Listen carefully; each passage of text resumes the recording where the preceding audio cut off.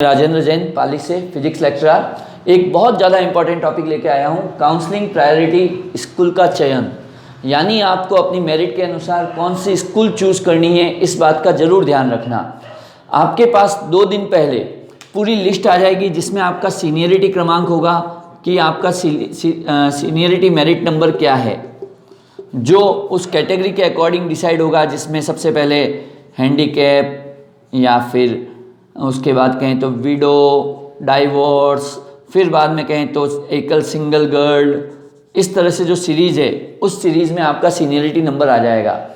अब उसके बाद आपको क्या करना है, आपको देखना है कि मेरा मेरिट क्रमांक क्या है। सपोज आपका एक्चुअल मेरिट क्रमांक तो था 60, यह आपकी आरपीएससी की रैंक थी, परंतु हो सकता है आपका सीनियरिटी नंबर जो आए वो सीनियरिटी नंबर शायद वो हो जाए 87।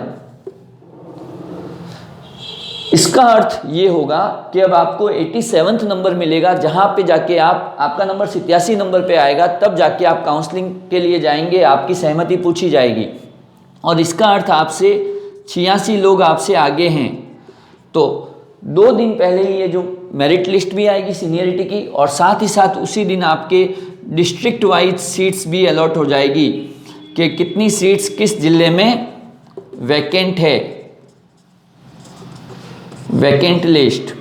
इसे आप इस लिस्ट को अच्छे से देखें, वैकेंट लिस्ट को। और एक बात ध्यान रखना, अगर आपका नंबर 87 है तो आपको बहुत ध्यान से सुनना मेरी बात को, कम से कम 95 सीट्स तक स्कूल्स चूज कर लेना। इसके लिए सबसे पहले आप इस लिस्ट का प्रिंट लेना, बहुत इंपॉर्टेंट बात कह रहा हूँ, प्रिंट लेना, हार्ड कॉपी। आप मोबाइल के भरोसे ना रहें। मैं क्या बात बोल रहा हूँ, आपको जो district wise allotment seat, vacant seat मिलेगी, उसका सबसे पहले प्रिंट आउट जरूर ले लें। इंपॉर्टेंट बात कह रहा हूँ, इसकी हार्ड कॉपी ले लें।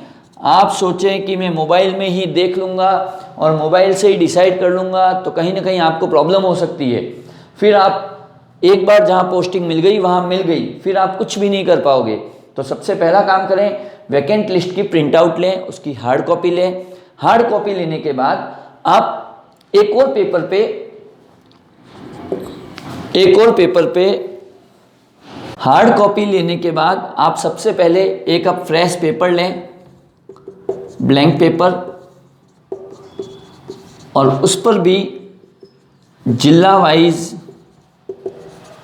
स्कूल्स के नेम, स्कूल के प्लेस लिख लें। आपकी जितनी रैंक है ये मान के चलना, आपको उतनी स्कूल्स तो चूज करनी ही है। तो आप सपोज आपकी, मैंने जो कहा था 87th रैंक है सीनियरिटी में, तो क्या करेंगे आप, और सपोज आप अजमेर के रहने वाले हैं तो आप अजमेर, फिर उसके बाद देखेंगे अजमेर में सपोज वहाँ 10 सीट ही ओपन है, तो इसी तरह से आसपास की जो भीलवाड़ा, मान लो वहाँ की 20 सीट्स ओपन है। जयपुर जिसकी सपोज 15 सीट्स ओपन है। तो इस तरह से जब तक लगभग वो मान के चलिए 95 सीट्स ना हो जाएं, तब तक तो वो जिले चूज कर ही लेना। और मैं आज की ही ताज़ा बात बताता हूँ, जब 3rd ग्रेड की काउंसलिंग चल रही है तो ऐसा हुआ कि सुबह जल्दी ही, अर्ली इन द मॉर्निंग, जो 2 दिन पहले लिस्ट दी थी उस लिस्ट में से भी कुछ स्कूल्स को रिमूव कर दिया, यानी उसका नाम हटा दिया। और नाम रिमूव कर दिया तो सोच के चलना, फिर आप तो तैयारी करके जाओगे 86 या 87 सीट्स की, और वहाँ से अगर 10 या 15 नाम भी हट गए तो जब आपका नंबर आएगा तो आपको अपना मनवांछित स्थान नहीं मिल पाएगा। इसलिए हमेशा जो अपनी रैंक है, अगर आपकी रैंक बहुत ज़्यादा है, अब बहुत ज़्यादा कैसे हो सकती है, जैसे किसी में 700 सीट्स हैं और आपकी रैंक है 500, तो उस स्थिति में तो आप एक बार कम से कम 550 स्कूल को चूज़ करके ही जाएं। और चूज़ कैसे करना है, आप स्कूल्स पे प्रायोरिटी नंबर लिखेंगे, कहाँ पे, जो आपने प्रिंट आउट लिया है उस पर अपना प्रायोरिटी नंबर 1, 2, 3, 4 इस तरह से लिखेंगे।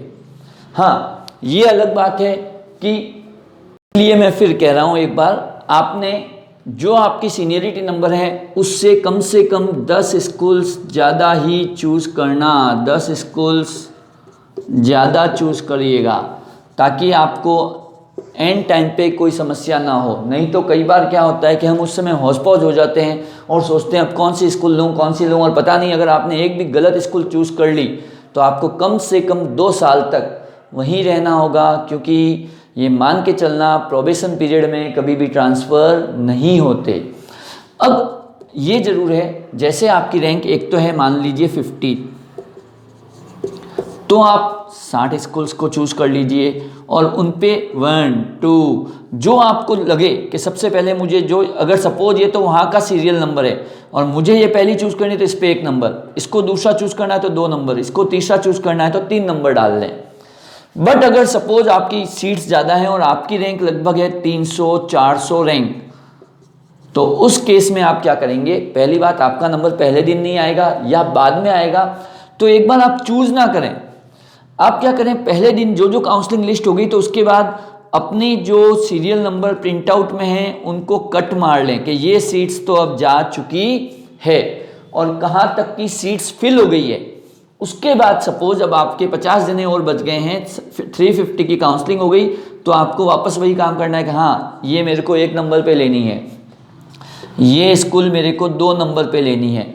इस तरह से आप सीट्स चूज़ करें, बहुत ध्यान रखें, पेशेंस रखें, कहीं जल्दबाजी करने की ज़रूरत नहीं है, तसल्ली से सोच समझ के स्कूल लेना, क्योंकि 2 साल तक आपको उसी स्कूल में रहना होगा। सबसे अंत में यही कहूँगा कि यह पूरी प्रक्रिया आप घर बैठ के आपके रिश्तेदार भी देख सकते हैं और आप भी देख सकते हैं। उसकी वेबसाइट का लिंक है rajeducon.com। इस पर जब आप क्लिक करेंगे, ये लिंक पर क्लिक करेंगे तो जो फेज़ इंटरफेस खुलेगा उसमें अलग अलग हो सकता है कि HM भर्ती, सेकेंड ग्रेड काउंसलिंग या फिर जो अभी DPC हुई है वो काउंसलिंग। तो इस तरह से कहीं ना कहीं आपको आपकी जो काउंसलिंग है जिस सब्जेक्ट की है वो सब्जेक्ट के साथ दिख जाएगा। उसको क्लिक करें, क्लिक करते ही आपके